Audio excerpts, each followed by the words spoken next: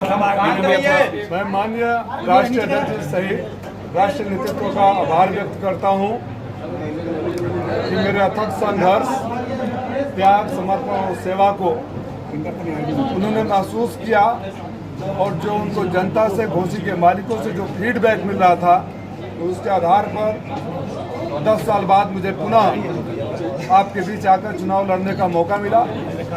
इसके लिए मैं अपने उन तमाम घोसी के कार्यकर्ताओं का भी आभार व्यक्त करता हूं, अपने जिले की कार्यकारिणी के अध्यक्ष समेत सारे पदाधिकारियों का भी आभार व्यक्त करता हूं और उन जनता का भी आभार व्यक्त करता हूं जिन्होंने सर्वे में अपना ये फीडबैक दिया कि अगर राजीव राय प्रत्याशी बनकर आते हैं तो उनको कोई हरा नहीं सकता। ओम प्रकाश राजभर कह रहे हैं कि हारने वाला ही प्रत्याशी दे दिया, सपा की अब हार तय हो गई है। ओम प्रकाश राजभर को अभी भी आप सीरियस ले रहे हैं तो अब मैं क्या कहूँ। उनके पुत्र जिनको लेकर लॉन्च करने यहाँ आए हैं, री-लॉन्च करने यहाँ आए हैं, मैं सुन रहा था किसी मीडिया के बाइट में मेरे 2014 के वोटों को भी कम करके बता रहे थे। वो भूल गए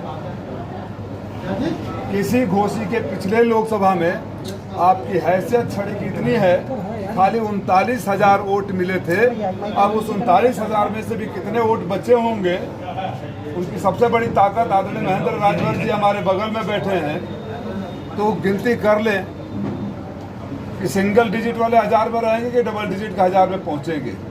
और मेरे ऊपर कटाक्ष करते हुए जो उन्होंने कहा, तो मैं तो याद दिलाना चाहूँगा कि राजीव राय 2014 में चुनाव लड़ा, हारा, वादे के मुताबिक हर सुख दुख में यही रहा। आपके पुत्र बनारस से 2022 में लड़ रहे थे, वहाँ उनकी कुटाई हुई और आपने कहा, हमने नहीं कहा कि भारतीय जनता पार्टी के गुंडे हमको मार रहे हैं। उन्होंने, गुंडों ने कुटाई किया। अगर आपके शब्दों को मैं बारो करूँ तो बनारस से भागकर घोसी आ गए और यहाँ बड़ी बड़ी बातें कर रहे हैं। आप जब घोसी आए, आप याद करिएगा माननीय राजभर साहब, आप मंत्री थे और घोसी के ही राजभर के बच्चे अन्य बच्चों के साथ मलेशिया के चाइनीज गुंडों के चुंगल में फंसे थे। आप मीडिया के साथ ही जाकर उनका बयान दिए थे, मैं झूठ नहीं बोलता हूँ। और बड़ी उम्मीदों के साथ वो गुहार लगा रहे थे। तब उन्होंने, राजभर जी ने कहा था कि राजीव राय कर सकते हैं, हम मदद नहीं कर सकते। अरे जब मुसीबत में राजीव राय मदद कर सकते हैं तो वोट वो आपकी मदद क्यों करें। इसी घोसी का एक राजभर बच्चा सुदूर अफ्रीका में उसकी मौत हो गई थी। 1 महीने से लाश पड़ी हुई थी, किसी को पता भी नहीं था कि कौन से देश में है। आपके पास गुहार लगाया, आपने ध्यान नहीं दिया और 1 महीने बाद में उसका पार्थिव शरीर लाने का काम किया, मदद भी दिलाने का काम किया। इसी घोसी में आप ही के समाज के बच्चे अनाथ हो गए, आपने दरवाजे पर झांकने तक नहीं गए और आकर अपने बेटे को री-लॉन्च करने के लिए अगर घोसी में अहंकार की भाषा बोलेंगे, घोसी में झूठ बोलेंगे, तो घोसी उपचुनाव तो ट्रेलर था।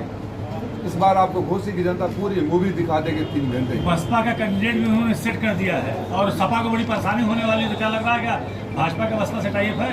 अब यहाँ के घोसी की जनता समझे, मुझे नहीं पता कि बसपा का कौन सा उम्मीदवार उन्होंने सेट किया, लेकिन घोसी की जनता समझे कि इन्हीं के सेट किए हुए लोग हैं, तो फैसला कर ले कि इनकी जुगाड़ खाली सेटिंग में रहती है, जनता के काम के लिए इनके पास वक्त नहीं है। जो भी उम्मीदवार आएगा इन्हीं का डमी उम्मीदवार होगा। तो अच्छा किया उन्होंने बता दिया, जनता समझ गई और अपना फैसला सुना दिया। तो क्या लग रहा है कि बसपा जो भी कैंडिडेट डिक्लेयर कर रही है उसके पीछे बीजेपी का हाथ है कहीं न कहीं सपा को हराने के लिए? लग क्या रहा है, आपने बोला कि वो कह रहे हैं, वही कह रहे हैं ना, हम तो कह नहीं रहे हैं। उन्होंने स्वयं कह दिया कि उन्हीं का डमी कैंडिडेट होगा। तो जो उनको वोट नहीं देना चाहता होगा, बसपा को क्यों देगा और उनको वोट क्यों देगा? पहले भी बोला था, आप लोगों को याद होगा कि ये वो छड़ी है जो बिना सहारे के खड़ी नहीं हो सकती। राजनीति के भस्मासुर हैं ओम प्रकाश राजभर। इनकी छड़ी को जो सहारा देता है, सहारा पाते उसी छड़ी के साथ उसके पीछे पड़ जाते हैं। भारतीय जनता पार्टी के कार्यकर्ता, मैं और आप नहीं भूल पाएंगे अगर हमारे परिवार के बड़े बुजुर्गों को गाली दिया जाए। हम लोग समाजवादी कार्यकर्ता कभी माफ़ नहीं करेंगे अगर हमारे श्रद्धेय नेताजी या आदरणीय अध्यक्ष जी को गाली दिया जाए। मैं भाजपा के कार्यकर्ता आज भी याद रखे होंगे कि कैसे उनको दौड़ाकर माँ बहन की गालियाँ दिया गया, जूते मारने की बात करें। आदरणीय महेंद्र पांडे जी को मन से माँ बहन की गालियाँ दिया गया।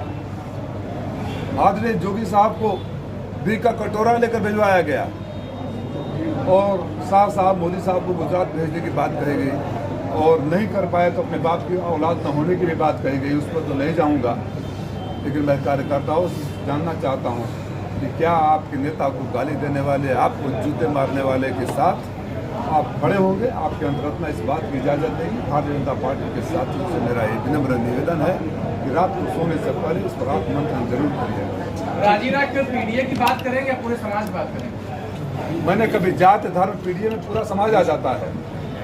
पीडीए में कौन सा है, कौन सा समाज छूट गया? ये से आप लोग अपने तरीके से लेते हैं। राष्ट्र अध्यक्ष जी ने कई बार कह दिया, ये से अगड़ा भी है, ये से अल्पसंख्यक भी है, आदिवासी है और आधी आबादी भी है। तो पीडीए में तो सभी समाहित है। लेकिन तमाम जाति के जो नेता अलग अलग हैं, छोड़ते जा रहे हैं। आपके गठबंधन को छोड़ के लोग जा रहे हैं। जनवादी पार्टी ने अलग हो गई, अपना दल अलग हो गई। जो छोड़ के हमें जा रहे हैं उनकी हैसियत जरा याद करिएगा, जब हमारे से जुड़े थे उससे पहले क्या थी, और उनको बहुत कुछ दे देने के बाद अगर उनकी भूख नहीं भरती है तो फिर वापस वहीं पहुंच जाएंगे जहां से शुरू किए थे। Thank you. धन्यवाद।